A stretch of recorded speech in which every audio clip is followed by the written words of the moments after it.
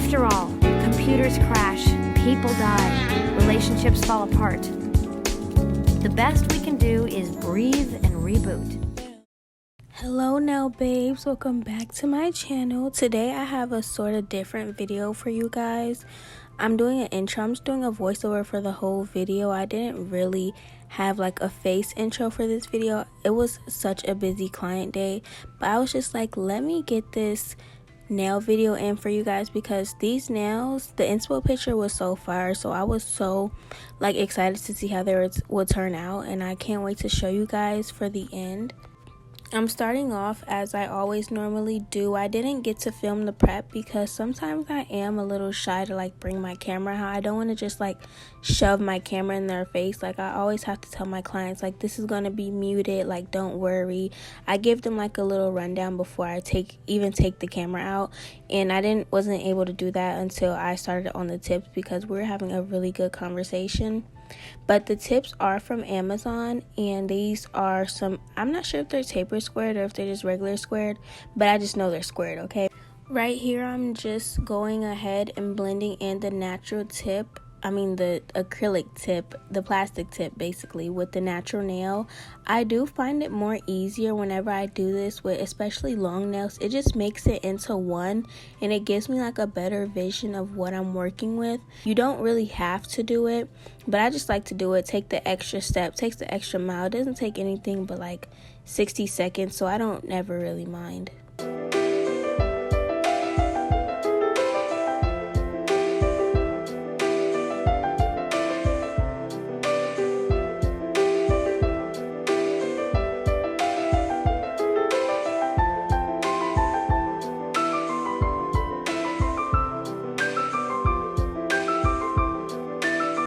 I always make sure to spray the nails with alcohol, especially long nails. Long nails are very like technical. You have to make sure like the apex is in the right place or something will like look wonky and off. Long nails are a bit more risky than shorter nails in my opinion, since I have like shorter nails down to a T. When it comes to long nails, I'm still sort of figuring them out, but I feel like I've gotten close, much closer than I used to be, and that's all that matters. But I make sure to spray them down with alcohol to remove any dust. Lately I've been like anti-dust, like I've been trying to get dust out from everywhere. I feel like I find dust everywhere as a nail tech, and it's natural, it's regular, but at the same time, like I don't want dust in my top coat. I want everything to be nice, spick and span. So I literally ran out of a bottle of alcohol today. I need to go get some more because that alcohol has literally been working overtime for me.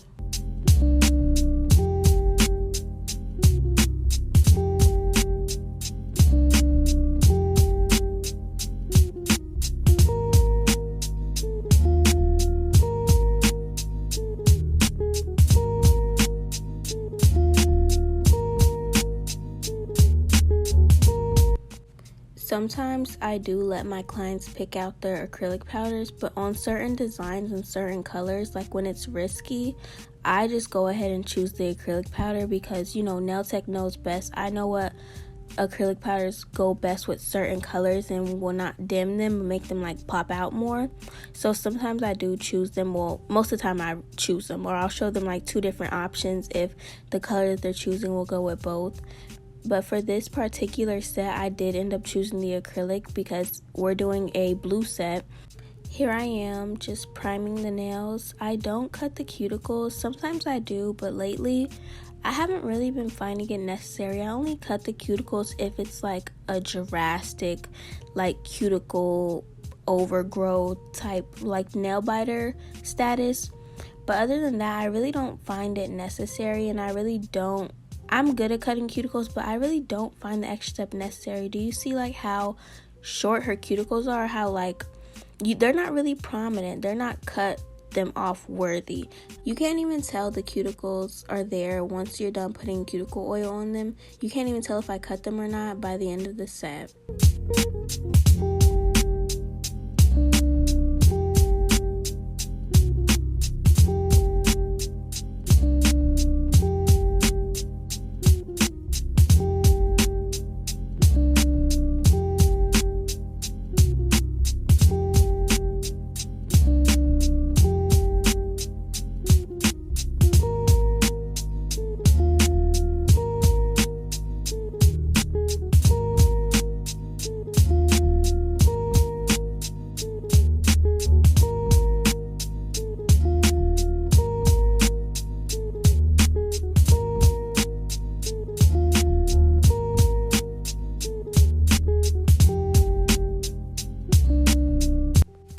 On this part, I got distracted with talking, so the cuticle bead dried really quickly.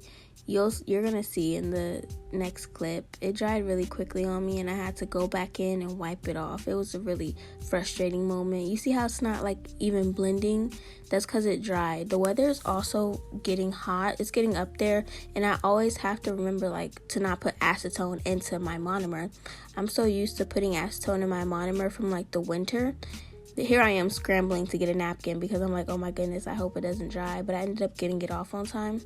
But I keep on reminding myself, do not put acetone in the monomer because it's already hot, so I don't need that extra drying agent.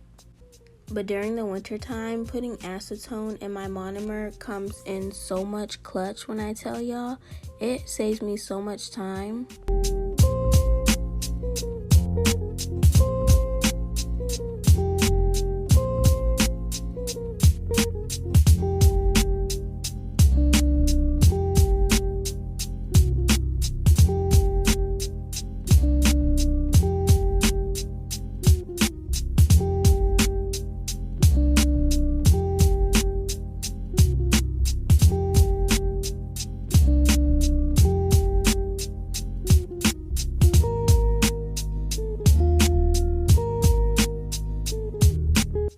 This is a really transparent application moment because everyone has bad application days, and this is just one of the days that I'm not doing the best at application. And it's nothing to be ashamed about. Everyone has their days, but you know, it's just regular. The bead was just drying way too quickly, and I'm always remembering in the back of my head that I'm just gonna go in with a file and correct it after. It does mean more work, but honestly, I just rather have a good foundation.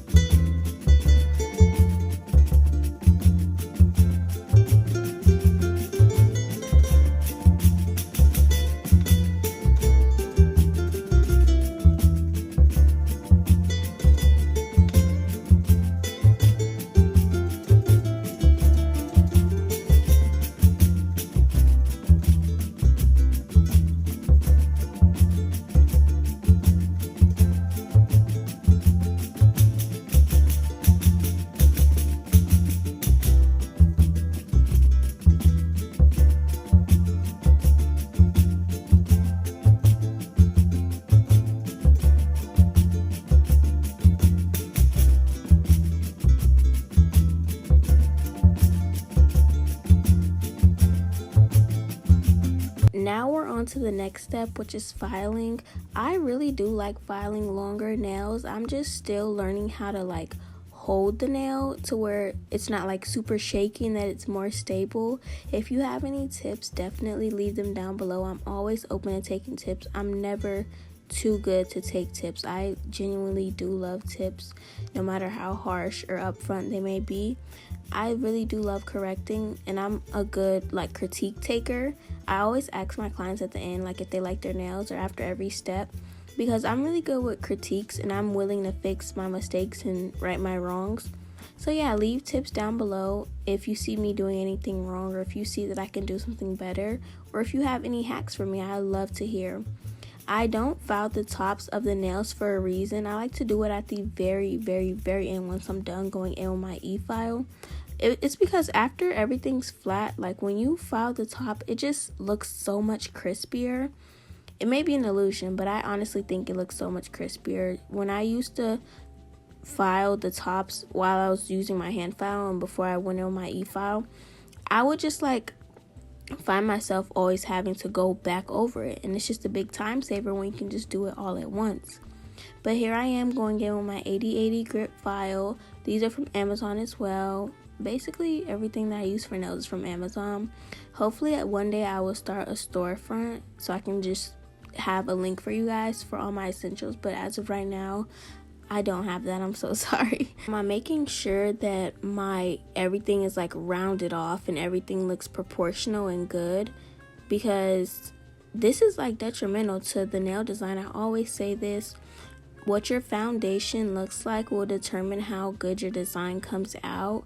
A lot of times we think our foundation is good, but then once we put gel polish on, like the bumps start to come out and the lumps start to come out. So I really try and focus on my foundation, because I know that the gel polish will look so good on a flat, nice, rounded, well-rounded foundation.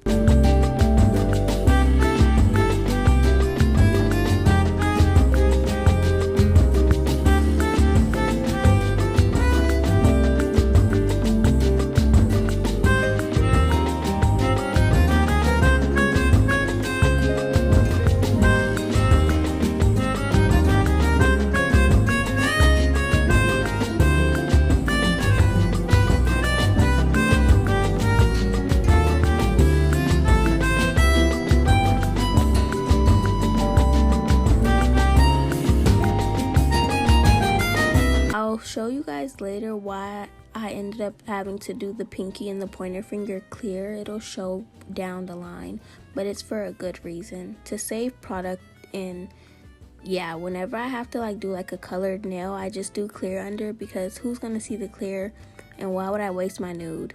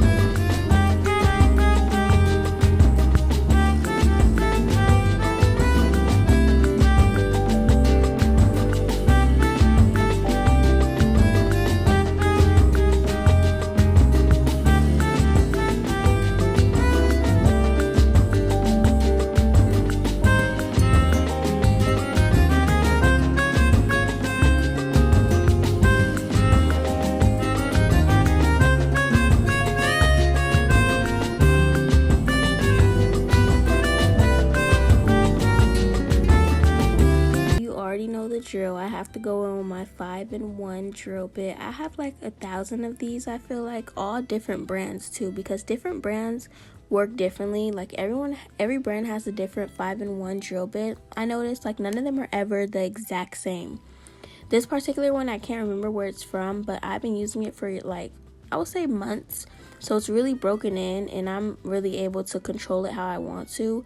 You know the feeling when you get like a new drill bit and it's just everything's just super sharp. You have to like season it and break it in and use it on a couple clients. Well, this one is well seasoned, and I always love to go around the cuticles with this just to seal it in, everything in, and just make sure that my retention will last and everything under the sun is going well. Okay, now I know that's a big hop skip, but I wanted to get straight to the design. After I showed you guys like a bit of what I'm doing, like when I'm sealing the cuticles, I just want to get to the next part because obviously I'm just going to do that on every single nail after that. But now we're on to the design. I'm taking some 3D rhinestone gel. Some people use builder gel, but I just find the 3D rhinestone gel much easier. And I always have it in my drawer. It's like, why would I go out of my way to buy builder gel when they both work the same, the 3D rhinestone gel and the builder gel?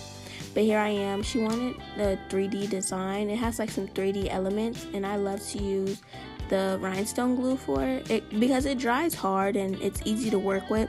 I don't ever find any problems with it, really. I didn't record the 2 blue French tips that I did, but I thought I did. But sometimes my camera just cuts off without any acknowledgement. It just cuts off.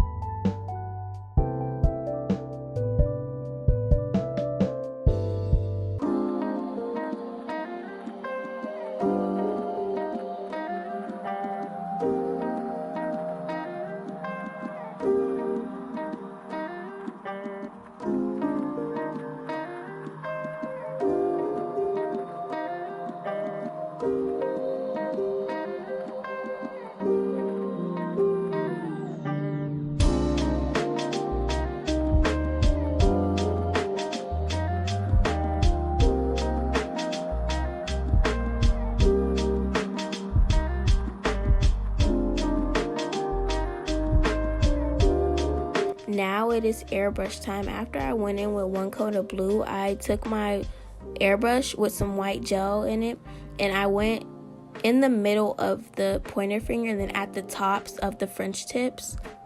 Can you already see the effect kind of coming together? After I did this, I was like, oh yes, like I got this effect down to a T. I know exactly what I'm doing. I was such a proud nail tech moment, really.